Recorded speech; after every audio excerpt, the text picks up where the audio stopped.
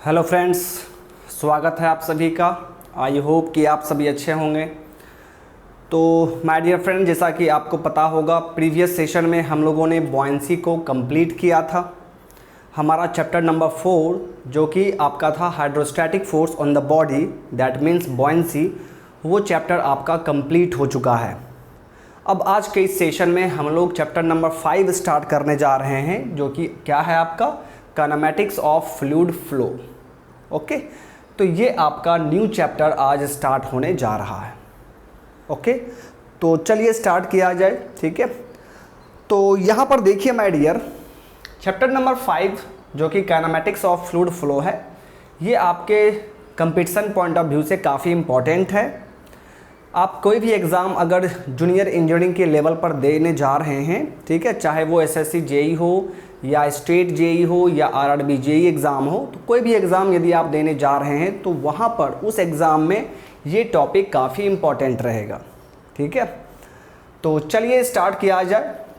तो यहाँ पर देखिए, काइनेमैटिक्स ऑफ फ्लूइड फ्लो में इस चैप्टर में हम लोग बेसिकली किस चीज़ के बारे में स्टडी करते हैं, क्या पढ़ते हैं, पहले इस चीज़ को हम लोग यहाँ पर समझेंगे। देखिए माय डियर, सबसे पहले तो यहाँ पर ये देख लीजिए फ्लूइड फ्लो, यानी फ्लूइड फ्लो का काइनेमैटिक्स। तो काइनेमैटिक्स के बारे में मैंने आपको बताया था, आपको याद भी होगा। काइनेमैटिक्स क्या है? फ्लूइड मैकेनिक्स का ऐसा ब्रांच है जिसमें हम लोग फ्लूइड के बिहेवियर के बारे में स्टडी करते हैं, बट फ्लूइड आपका मोशन में रहेगा, फ्लूइड मोशन में रहेगा। तो यहाँ तो साफ लिख दिया गया है कि फ्लूइड फ्लो कर रहा है, दैट मीन्स फ्लूइड मोशन में है। एंड जब फ्लूइड मोशन में है तो उस साइंस को हम लोग काइनेमैटिक्स कहते हैं। लेकिन एक और कंडीशन आपको बोलना होगा कि हम लोग यहाँ पर इस काइनेमैटिक्स पार्ट में मोशन का जो बेसिक काउज होता है, तो मोशन का बेसिक काउज क्या है? फोर्स। तो हम लोग यहाँ पर फोर्स को कंसिडर नहीं करते हैं। फोर्स को कंसिडर नहीं करने का मतलब ये नहीं है कि आप वहाँ पर फोर्स प्रेजेंट नहीं होगा। फोर्स तो हर फ्लूइड फ्लो में प्रेजेंट होगा। कोई भी फ्लूइड फ्लो कर रहा है तो वहाँ पर तो फोर्स मिलेगा ही। अगर कोई भी फोर्स ना मिले, दैट मीन्स इनर्शिया फोर्स तो वहाँ पर होगा ही, इनर्शिया फोर्स। ठीक है, ये तो हर जगह रहेगा। कोई भी फ्लूइड फ्लो कर रहा है, दैट मीन्स वहाँ पर इनर्शिया फोर्स होगा। तो बट हम लोग कंसिडर नहीं करेंगे, फोर्स प्रेजेंट रहेगा बट हम लोग कंसिडर नहीं करेंगे, दैट मीन्स उसके वैल्यू पे हम ध्यान नहीं देंगे। हम ये भी नहीं ध्यान देंगे कि कौन सा फोर्स काम कर रहा है यहाँ पर, हमें उसे कोई मतलब नहीं रहेगा। तो फिर हमें किससे मतलब रहेगा? तो हमें यहाँ पर सिर्फ velocity of fluid, acceleration of fluid, that means उसके सिर्फ वेलोसिटी एंड एक्सेलरेशन से मतलब होगा कि जो फ्लूइड पार्टिकल्स है उसका वेलोसिटी कितना होगा, एक्सेलरेशन कितना होगा किसी भी सेक्शन पर। तो सिर्फ हम लोग वेलोसिटी एंड एक्सेलरेशन के बारे में यहाँ पर देखेंगे, दैट मीन्स स्टडी करेंगे। सो काइनेमैटिक्स पार्ट में आप फ्लूइड के वेलोसिटी एंड एक्सेलरेशन के बारे में बात करते हैं। ओके, तो ये चीज़ आप ध्यान में रखेंगे। तो काइनेमैटिक्स को आप क्या कहेंगे? ये क्या है आपका? It is the study of fluid flow, it is the study of fluid flow when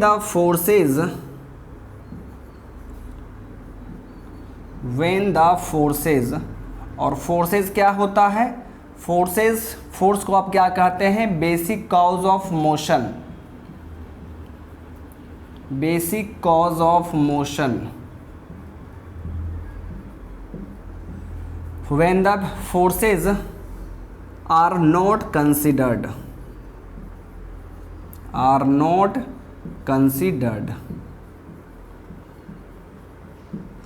तो फिर हम लोग यहाँ पर किस चीज़ के बारे में बात करेंगे? हम लोग यहाँ पर basically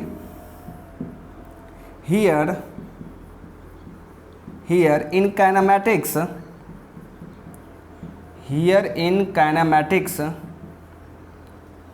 velocity and acceleration of fluid particles, velocity and acceleration, velocity and acceleration of fluid particles is dealt in kinematics. velocity and acceleration of fluid particles is dealt. यहाँ पर सिर्फ इसके बारे में हम लोग बात करते हैं, ठीक है। तो ये चीज़ आप ध्यान रखेंगे कि काइनेमेटिक्स में हम लोग क्या स्टडी करते हैं, ठीक है। फिर यहाँ पर किस चीज़ को हम कंसिडर करते हैं, कंसिडर नहीं करते हैं, क्या रीज़न है, एंड आई होप कि आपको ये चीज़ समझ में आ गया होगा, ठीक है। तो चलिए अब हम लोग यहाँ पर चैप्टर स्टार्ट करते हैं। वन बाय वन हम लोग यहाँ पर सभी इम्पॉर्टेंट कॉन्सेप्ट्स को देखेंगे। तो चलिए आप ध्यान देंगे। तो सबसे पहले देखिए, चूँकि काइनेमेटिक्स पार्ट में आप क्या करते हैं, फ्लूइड का बिहेवियर को स्टडी करते हैं। आप यहाँ पर क्या करते हैं, फ्लूइड के बिहेवियर का स्टडी करते हैं। तो जो आप स्टडी करते हैं, तो स्टडी करने का जो अप्रोच है, आप किसी चीज़ को स्टडी कर रहे हैं, दैट मीन्स आप उस पर कंसंट्रेट कर रहे हैं। तो उस कंसंट्रेशन का, उस स्टडी करने का आपका कुछ अप्रोच होगा। वही चीज़ के बारे में मैं आपको बता रहा हूँ कि जो हम लोग यहाँ पर स्टडी करेंगे फ्लूइड बिहेवियर के बारे में, जब फ्लूइड मोशन में होगा और उसके बिहेवियर को जो हम स्टडी करेंगे, तो वो स्टडी जनरली दो अप्रोच का होगा। स्टडी करने का अप्रोच जो है वो दो तरीके का होगा, दो तरह का होगा, ओके। तो आइए वन बाय वन हम लोग दोनों अप्रोच के बारे में बात करेंगे, ध्यान देंगे। The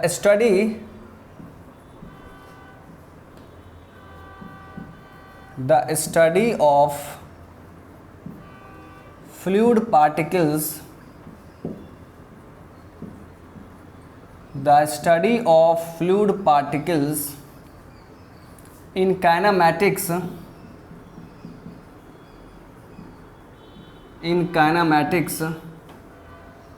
is done by two approach, दो अप्रोच से हम लोग स्टडी करते हैं, ठीक है। कौन कौन सा अप्रोच है वो देख लीजिए। First approach is Lagrangian approach.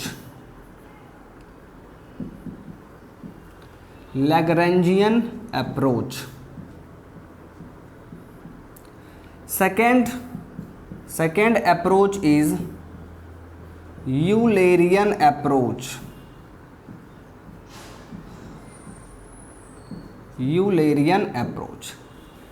तो जो हम लोग फ्लूइड के बिहेवियर को स्टडी करते हैं, तो जो हमारा अप्रोच होगा वो दो तरह का होगा, एक लैग्रैंजियन अप्रोच एंड एक होगा आपका यूलेरियन अप्रोच, ठीक है। तो दोनों अप्रोच के बारे में हम लोग यहाँ पर बात करेंगे। तो आइए सबसे पहले हम लोग लैग्रैंजियन अप्रोच के बारे में बात करते हैं और देखेंगे कि लैग्रैंजियन अप्रोच में बेसिकली होता क्या है, ओके। तो आइए माय डियर, तो सबसे फर्स्ट अप्रोच हम लोग अब यहाँ पर देखेंगे, that is Lagrangian approach.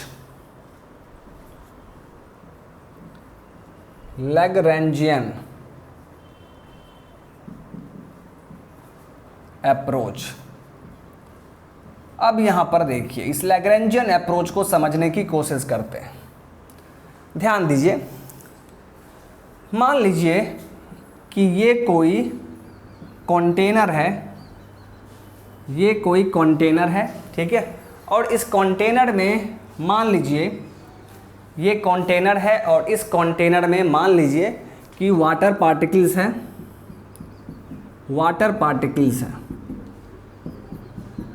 Okay. तो जब वाटर पार्टिकल्स है तो यहाँ पर आप पार्टिकल्स को शो भी कर सकते हैं। मान लीजिए ये first particle, second, third, fourth, fifth, six, seventh, इस तरह पार्टिकल्स होगा, ये वाटर पार्टिकल्स है।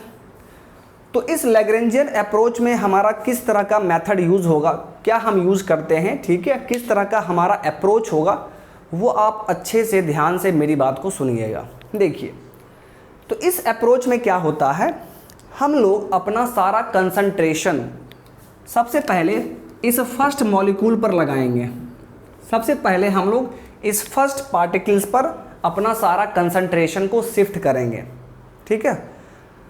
तो सारा कंसंट्रेशन यहाँ पर लगाने का मतलब है कि हम लोग इसके मोशन को एनालाइज करेंगे, स्टडी करेंगे, और जब इसके मोशन का स्टडी हो जाएगा, स्टडी कंप्लीट हो जाएगा, जब हमें इसके मोशन के बारे में कंप्लीट नॉलेज हो जाएगा, तब हम क्या करेंगे, तब हम अपना सारा कंसंट्रेशन जो है अब सेकेंड मॉलिक्यूल पर लगाएंगे।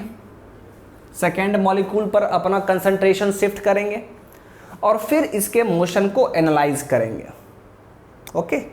फिर जब इसका स्टडी हो जाएगा तब हम अपना सारा कंसंट्रेशन थर्ड मॉलिक्यूल पर लगाएंगे।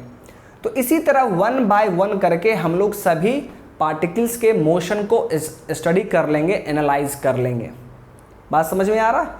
यही है आपका लैग्रेंजियन अप्रोच और इसे कहा गया है इंडिविजुअल पार्टिकल कंसंट्रेशन अप्रोच या single particle concentration approach.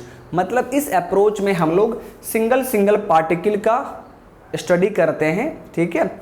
Single particle पर हम लोग कंसंट्रेट करते हैं एंड उसका स्टडी करते हैं।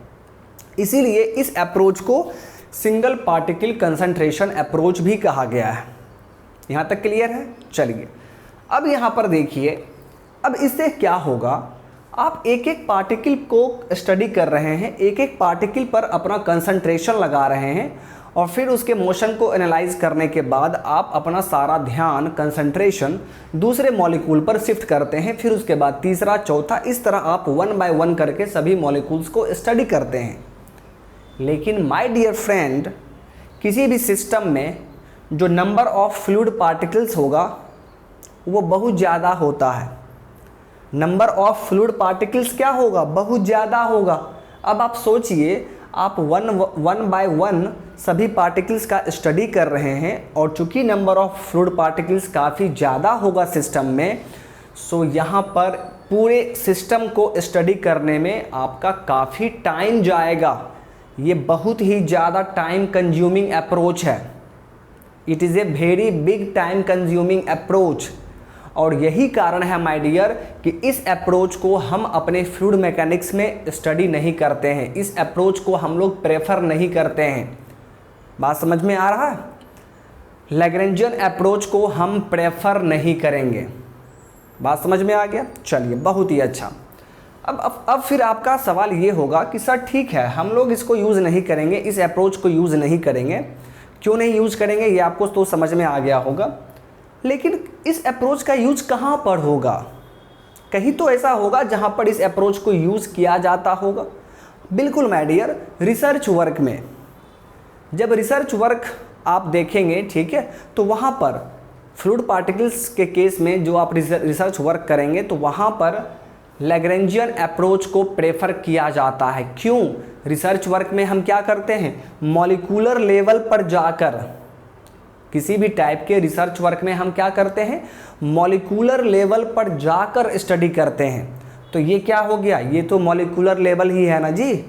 तो मॉलिक्यूलर लेवल पर जाके आप जब स्टडी कीजिएगा तो उसे आप क्या कहेंगे, लैग्रेंजियन अप्रोच।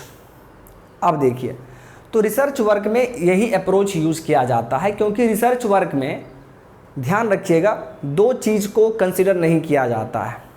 कॉस्ट, पैसा जितना भी लग जाए रिसर्च वर्क में, कॉस्ट के साथ आप कंप्रोमाइज़ नहीं करेंगे। पैसा जितना भी लग जाए बट आपका काम सही से होना चाहिए, ठीक है। एंड दूसरा, टाइम जितना लग जाए, पैसा जितना लग जाए, टाइम जितना लग जाए, उससे कोई दिक्कत नहीं है। जितना हो सके उतना पैसा लग जाए, जितना हो सके उतना टाइम लग जाए, ठीक है, लेकिन हमारा काम परफेक्ट होना चाहिए। हम रिसर्च कर रहे हैं ना, तो रिसर्च के केस में यही होता है, ओके। तो भले जितना टाइम लग जाए, लेकिन जब हम लोग मॉलिक्यूलर लेवल पर स्टडी करेंगे, so then that approach is Lagrangian approach and this approach is used in research work. बात समझ में आ गया? बट हम लोग अपने फ्लूइड मैकेनिक्स में इस अप्रोच को प्रेफर नहीं करते हैं, यूज़ नहीं करते हैं। बात समझ में आ गया? चलिए, तो अब इस अप्रोच के बारे में कुछ पॉइंट मैं आपको लिख दे रहा हूँ, ध्यान देंगे। This is a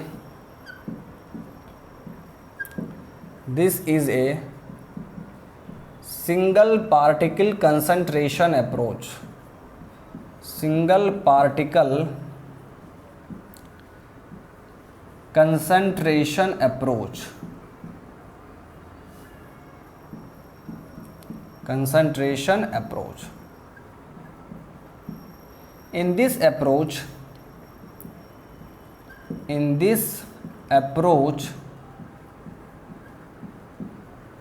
we concentrate on first particles, we concentrate on first particles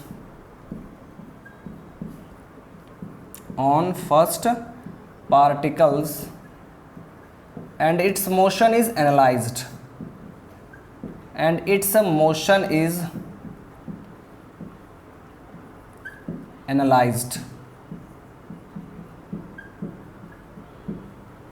after that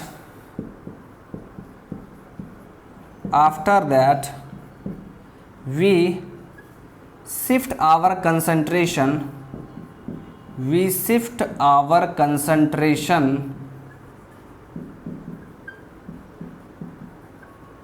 to the second molecules या to the adjacent molecules,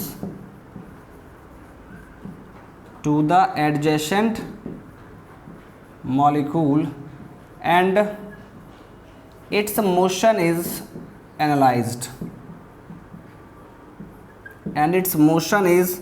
analyzed, okay. फिर आप क्या लिखेंगे, एंड सो ऑन, अब देखिए, since the number of fluid particles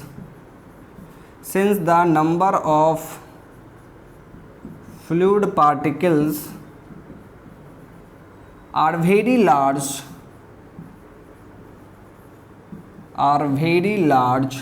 in a system,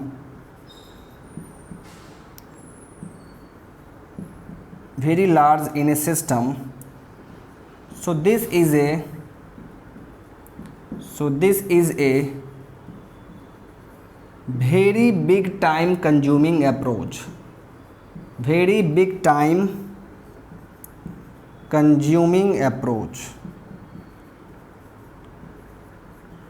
okay, very big time consuming approach. Hence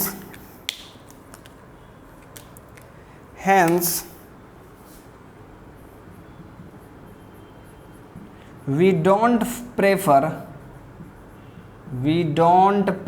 this approach,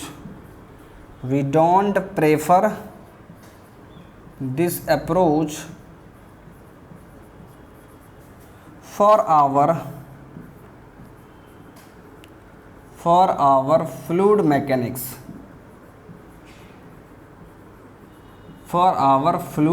mechanics, ठीक है। यही है इसका डेफिनेशन माय डियर कि लैग्रेंजियन अप्रोच में क्या होता है, ठीक है। एंड आई होप कि आपको ये समझ में आ गया होगा। एंड इस अप्रोच का यूज़ कहाँ पर होगा? This approach is generally used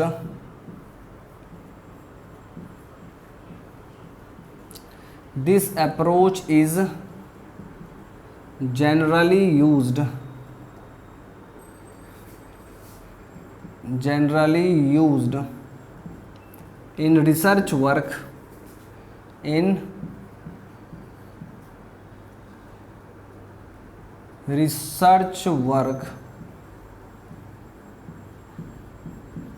and at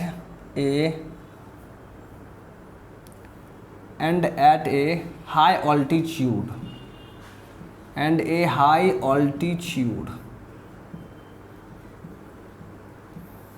तो देखिए इस अप्रोच को यूज कहाँ पर किया जाता है। तो मैंने तो आपको रिसर्च वर्क बताया, रिसर्च वर्क मैंने समझा भी दिया। और दूसरा क्या है? High altitude. इसका क्या मतलब है, इस चीज़ को समझिए।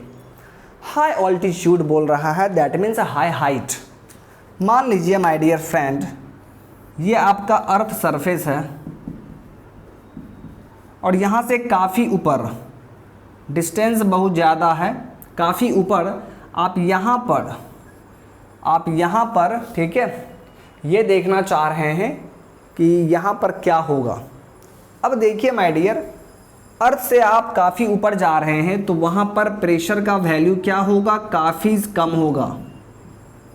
प्रेशर का वैल्यू काफ़ी कम होगा वहाँ पर। प्रेशर का वैल्यू काफ़ी कम वहाँ पर क्यों है, क्योंकि वहाँ पर नंबर ऑफ फ्लूइड पार्टिकल्स, या सिंपली बोलिए मास ऑफ फ्लूइड पार्टिकल्स काफ़ी कम होगा। वहाँ पर मास ऑफ फ्लूइड पार्टिकल्स काफ़ी कम होगा, और मास काफ़ी कम होने का मतलब क्या है कि नंबर ऑफ पार्टिकल्स काफ़ी कम होगा, ठीक है। अब जब नंबर ऑफ पार्टिकल्स काफ़ी कम है तभी तो मास कम हो रहा है, और मास जब काफ़ी कम है तो प्रेशर भी वहाँ पर क्या होगा, काफ़ी कम होगा। आपको मैंने क्या बताया था, जो प्रेशर एग्जर्ट होता है वो मास के द्वारा होता है, ठीक है, वो क्या होगा, मास के द्वारा होगा माय डियर। अगर कहीं पर मास ज़्यादा है तो प्रेशर ज़्यादा एग्जर्ट होगा, कहीं पर मास कम है तो प्रेशर कम एग्जर्ट होगा।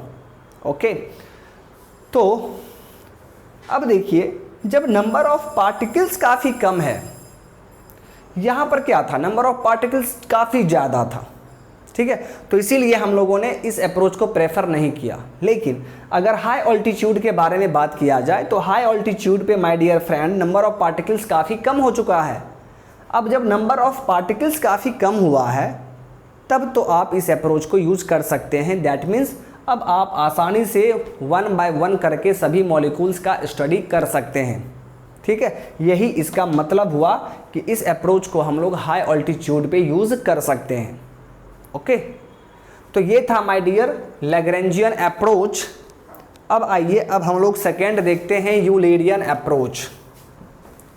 ओके, फर्स्ट अप्रोच जो कि आपका क्या है, लैग्रेंजियन।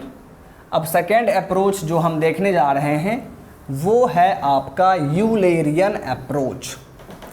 आइए देखते हैं, ठीक है। जैसा कि आपने देखा कि लैग्रेंजियन अप्रोच में टाइम बहुत ही ज़्यादा लगता है, ठीक है। क्यों लगता है, क्योंकि ये सिंगल पार्टिकल कंसंट्रेशन अप्रोच है। तो फिर यहाँ पर क्या किया गया, यहाँ पर मॉडिफिकेशंस किया गया ताकि जो टाइम लगे वो काफ़ी कम लगे, कम टाइम लगना चाहिए, ठीक है। अप्रोच यानी स्टडी करने में जो आप अप्रोच यूज़ कर रहे हैं उसमें टाइम काफ़ी कम लगना चाहिए।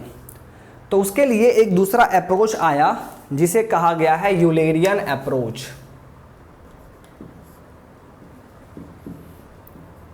Eulerian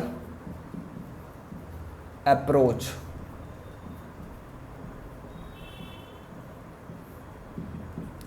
Eulerian approach. आइए देखिए इस यूलेरियन अप्रोच में क्या होगा। चूंकि वो सिंगल पार्टिकल कंसंट्रेशन अप्रोच था तो टाइम ज़्यादा लग गया। अब यहाँ पर क्या सोचा गया, ध्यान से सुनिएगा। अब यहाँ पर ये सोचा गया, मान लीजिए ये कोई पाइप है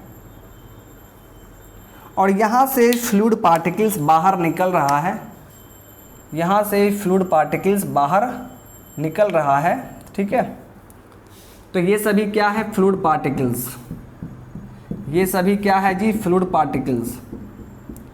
और आप सामने से खड़े हैं, सामने में आप खड़े हैं, ठीक है।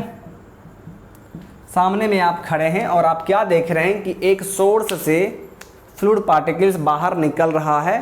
तो आप क्या कहेंगे, आप ये कहेंगे कि किसी गिवन टाइम में जैसे मान लीजिए कि सुबह का 10 बज रहा है, तो 10 बजे यानी उस पॉइंट को, उस टाइम को आप क्या करेंगे, उसको आप फिक्स कर देंगे। तो किसी एक टाइम में आप देखेंगे कि इतना दूर से, जैसे मान लीजिए आपने एक रीज़न फिक्स कर लिया, तो उस रीज़न से, इस रीज़न को हम स्पेस कहते हैं। तो इस रीज़न से जितना फ्लूइड पार्टिकल्स एक बार में बाहर निकल के जाएगा उतने पार्टिकल्स को हम एक ही बार में स्टडी कर लेंगे। इस अप्रोच को हम लोग स्पेस कंसंट्रेशन अप्रोच कहते हैं। स्पेस कंसंट्रेशन अप्रोच मतलब किसी गिवन स्पेस से किसी टाइम में जितना फ्लूइड पार्टिकल्स एक बार में क्रॉस कर रहा है, तो इस सभी पार्टिकल्स का हम लोग एक ही बार में स्टडी कर लेंगे, तो उस अप्रोच को हम लोग यूलेरियन अप्रोच कहते हैं। या ये सिंगल पार्टिकल कंसंट्रेशन अप्रोच नहीं है, आप नंबर ऑफ पार्टिकल्स को, नंबर ऑफ फ्लूइड पार्टिकल्स को आप एक ही बार में स्टडी कर रहे हैं, तो क्या होगा, यहाँ पर काफ़ी कम टाइम लगेगा। ये very less time consuming approach है माय डियर, वेरी लेस, ठीक है। और इसी अप्रोच को हम यूलेरियन अप्रोच कहते हैं। और अब आप आसानी से बोल सकते हैं कि हम लोग अपने फ्लूइड मैकेनिक्स में इसी यूलेरियन अप्रोच का यूज़ करते हैं, इसको प्रेफर करते हैं। बात समझ में आ गया? एक बार फिर ध्यान से सुन लीजिए, यूलेरियन अप्रोच क्या है? तो ये है स्पेस कंसंट्रेशन अप्रोच। मतलब किसी स्पेस से किसी फिक्स टाइम में जितना पार्टिकल्स एक बार में क्रॉस कर रहा है, उस सभी पार्टिकल्स को हम लोग एक ही बार में स्टडी कर लेंगे। बात समझ में आ गया? इसे ही हम लोग यूलेरियन अप्रोच कहते हैं। तो आइए इसका डेफिनेशन देख लिया जाए। This approach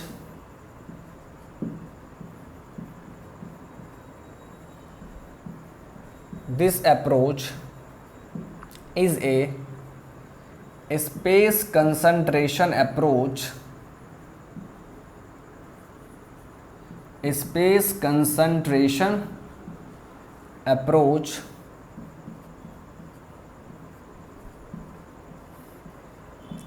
in this approach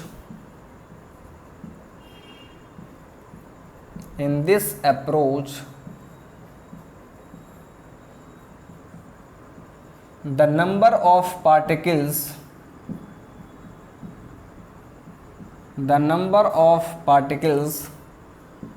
crossing through the space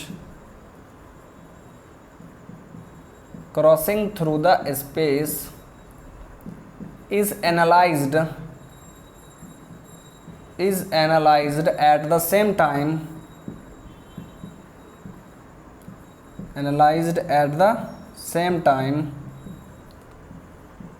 hence it is a very less time consuming approach,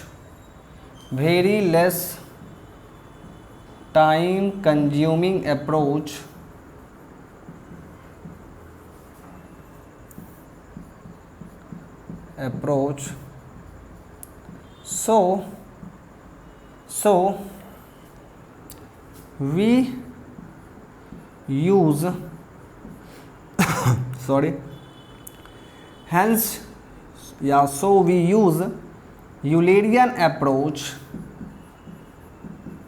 Eulerian approach या प्रेफर भी आप लिख सकते हैं। हैंस या so we use Eulerian approach, so we prefer लिख दीजिए, वो सही लग रहा है।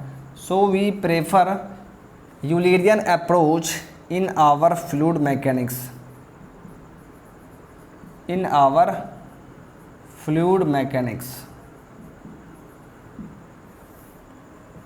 ओके। तो ये था my dear Eulerian approach, okay. तो काइनेमेटिक्स ऑफ फ्लूइड फ्लो में आप इन दोनों के बारे में स्टडी, इस दोनों अप्रोच के बारे में आप बात करते हैं, ठीक है। क्योंकि काइनेमेटिक्स पार्ट में हम लोग बेसिकली फ्लूइड का स्टडी करते हैं, फ्लूइड के बिहेवियर का स्टडी करते हैं, ताकि हमें इसका वेलोसिटी एंड एक्सेलरेशन फाइंड हो सके। लेकिन अब जो अप्रोच यहाँ पर दो होता है, तो उस दोनों अप्रोच में हम किसको प्रेफर करेंगे, हम किस अप्रोच को प्रेफर करेंगे, ये सवाल उठता है। तो माय डियर फ्रेंड, हम लोग यूलेरियन अप्रोच को प्रेफर करेंगे। क्यों? क्योंकि हमारे पास उतना टाइम नहीं है कि हम लोग बैठकर एक एक पार्टिकल्स को स्टडी करें, ठीक है, क्योंकि उसमें टाइम काफ़ी ज़्यादा लग जाएगा। लेकिन इस यूलेरियन अप्रोच में क्या होगा, किसी स्पेस को आप मन ही मन फिक्स कर लीजिए, मतलब इमेजिनरी, ये इमेजिनरी स्पेस है। This is your imaginary space.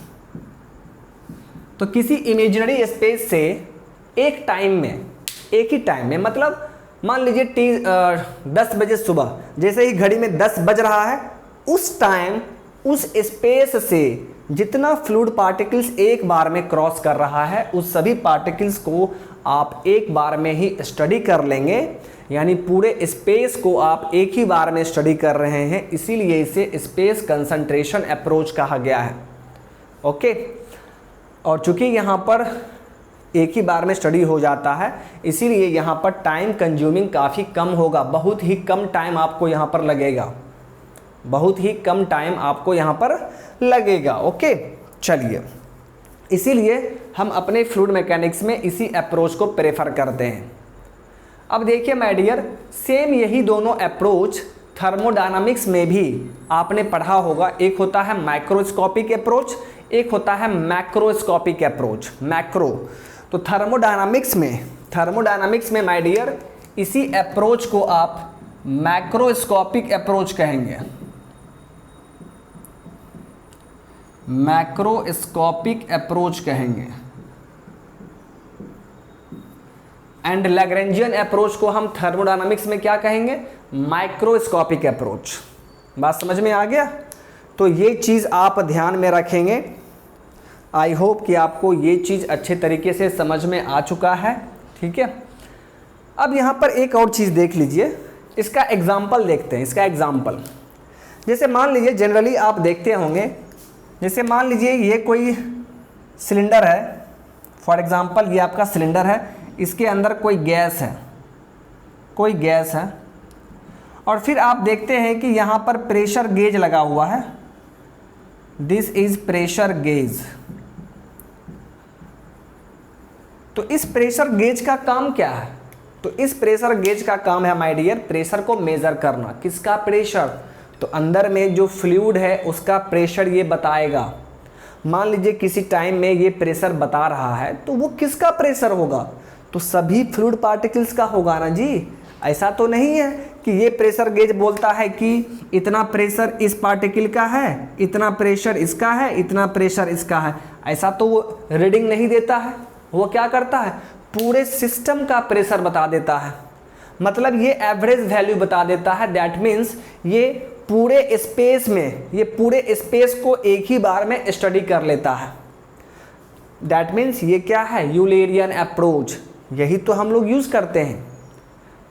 ठीक है, इसीलिए यूलेरियन अप्रोच को ही हम प्रेफर करते हैं, और उसका सबसे परफेक्ट एग्जांपल यही है कि ये इस पूरे स्पेस को एक ही बार में स्टडी कर लेगा और पूरे सिस्टम का प्रेशर बता देगा, ना कि ये बताता है कि सिंगल पार्टिकल्स का कितना प्रेशर है, वो ये नहीं बताता है। ठीक है, तो यानी हम लोग इस यूलेरियन अप्रोच को ही प्रेफर करते हैं और इसी का यूज़ करते हैं ताकि फ्लूइड पार्टिकल्स का स्टडी किया जा सके।